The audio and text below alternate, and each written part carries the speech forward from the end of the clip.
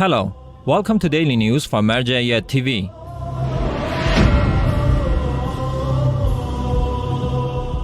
Memorials of Imam Hussain, peace be upon him, at Office of Grand Ayatollah Shirazi. The Office of Grand Shia Jurors Ayatollah Shirazi hosts the memorials of the Master of Martyrs, Imam Hussain, peace be upon him, in the holy city of Qom. These memorials are attended by the Grand Jurors himself, as well as groups of religious scholars, clerics, and Shia believers.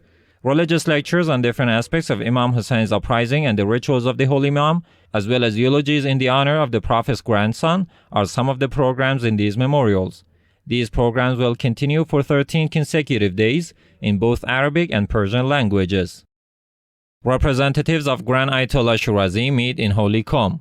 On Wednesday, August 28, 2019, Sheikh Jalal Ma'ash, the director of the Office of Grand Ayatollah Shirazi in Beirut, and Sayyid Arif Nasrullah, the PR manager of the Grand Jurist, met with each other at the Grand Jurist's main office in Holy Qom. In this meeting, both sides gave reports of their activities to the Grand Jurist and discussed the latest situation of Shia Muslims in Iraq, Lebanon, and other countries. Furthermore, the Grand Jurist representatives highlighted the importance of propagating the culture of Ahlul Bayt, peace be upon them.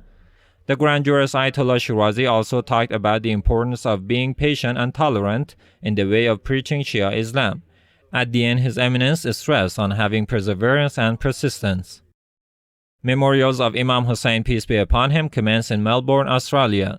The Baitul Hussain Hussainiya, dependent to Grand Shia Jurist Ayatollah Shirazi in Melbourne, Australia, hosts the memorials of Imam Hussain, peace be upon him, in the first 10 days of Muharram 2019. These memorials were attended by groups of Shia believers who commemorated the martyrdom of the Master of Martyrs, Imam Hussain, peace be upon him.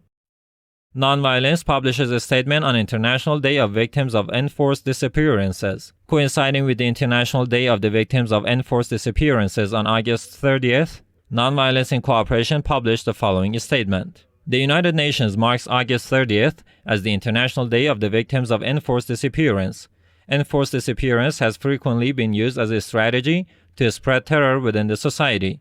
The feeling of insecurity generated by this practice is not limited to the close relatives of the disappeared, but also affects their communities and society as a whole. Enforced disappearance has become a global problem and is not restricted to a specific region of the world. Once largely the product of military dictatorships, enforced disappearances can nowadays be perpetrated in complex situations of internal conflict, especially as a means of political repression of opponents. For instance, hundreds of women, children, and men are being kidnapped by unknown militia groups in countries such as Saudi Arabia, Iraq, Bahrain, Egypt, Libya, Lebanon, Palestine, and Syria.